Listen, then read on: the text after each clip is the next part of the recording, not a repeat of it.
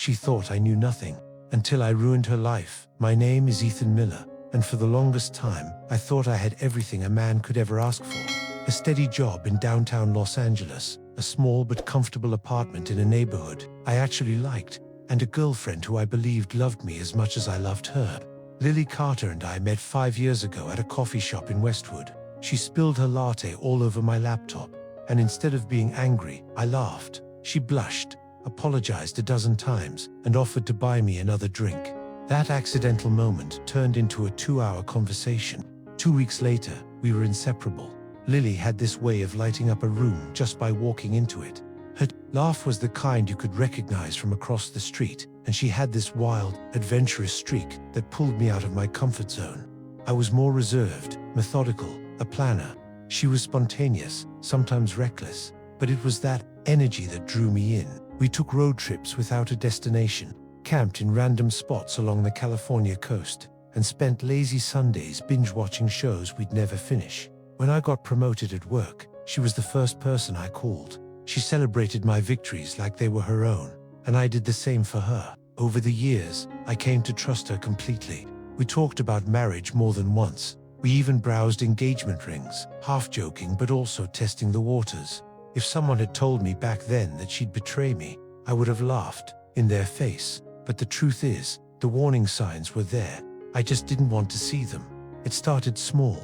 She began staying late at her job more often. She worked in marketing at a firm in Santa Monica, and deadlines could get crazy. So, I didn't think much of it. But then there were the phone calls she'd take in another room, the texts she'd quickly clear from her screen when I walked in, the sudden need to grab drinks with the girls twice a week. I remember one Friday night, I suggested we grab dinner at this Italian place we loved. She told me she was exhausted and just wanted to stay in. That was fine until I checked her Instagram later and saw a photo of her at a rooftop bar, drink in hand, wearing the dress I'd given her for her birthday.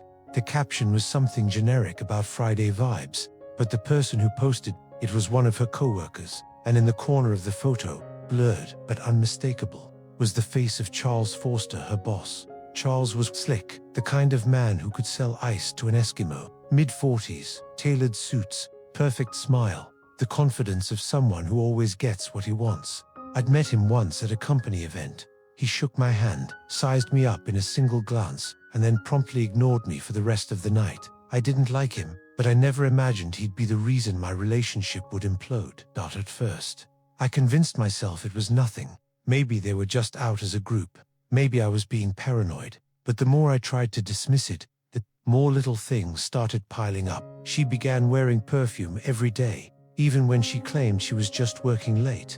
She started locking her phone, something she'd never done before, and the way she'd smile when she got certain texts.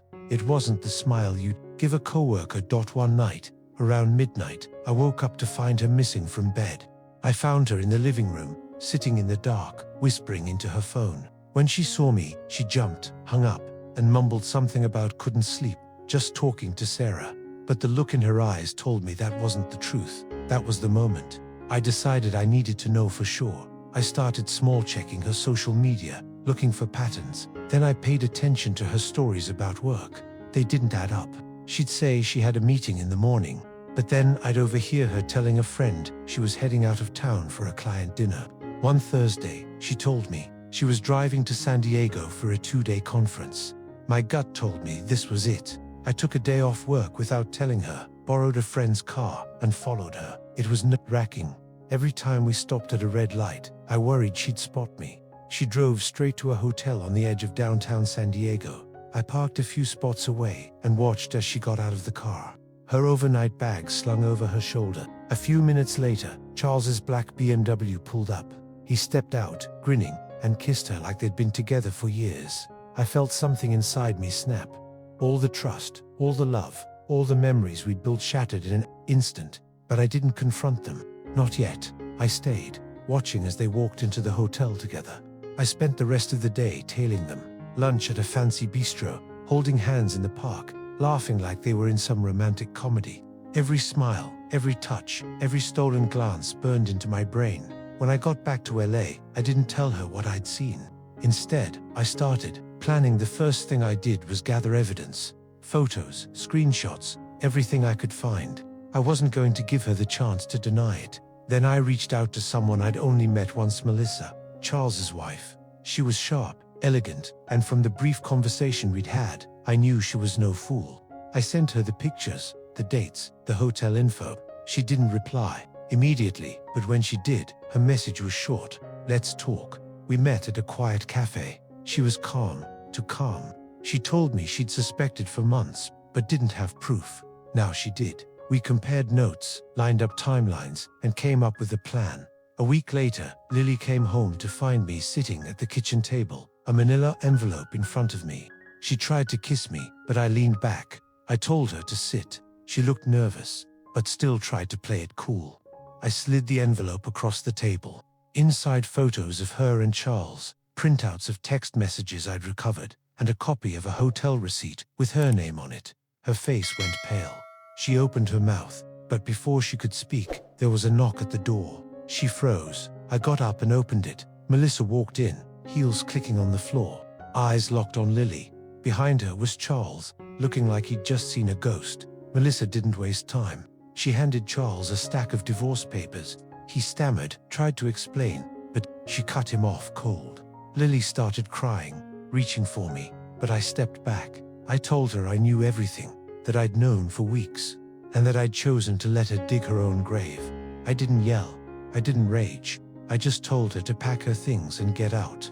She begged. She screamed. She tried to blame me, but I didn't care. Melissa and I watched as she left, dragging her suitcase down the hall. Charles lost his marriage, his reputation, and from what I heard later, a major client after word of the affair got out. Lily moved in with her sister, but without Charles's attention or money, her glamorous life faded fast. As for me, I felt free, hurt, yes, but also lighter. Sometimes, the best revenge isn't anger, it's indifference. She thought I knew nothing. She thought she could play me for a fool. But in the end, I ruined her life without even raising my voice. I didn't go to sleep that night after she left for San Diego. I sat on the couch, staring at the wall, hearing the faint tick of the clock in the kitchen, and feeling my heartbeat in my throat. I thought of the first road trip we ever took together, our old Toyota Camry, stuffed with snacks and blankets, her hair blowing in the wind while she sang along to 80s rock songs. I had loved her in a way I didn't think I could love anyone. That made the betrayal cut even deeper. The next day, I started digging more into her schedule. I went through old messages, checking every work late night against her social media activity, her co-workers' posts, even public check-ins. There were patterns I had never noticed before. Certain Thursdays, a string of client dinners, sudden trips to Santa Barbara or San Jose that never left a paper trail. She had been doing this far longer than I'd thought. One night, I decided to follow her again. She told me she was meeting Sarah, her supposed best friend, for drinks. I parked across the street from the bar she named, but after an hour, she never showed. Instead, I spotted her car 2 miles away, outside a dimly lit jazz lounge.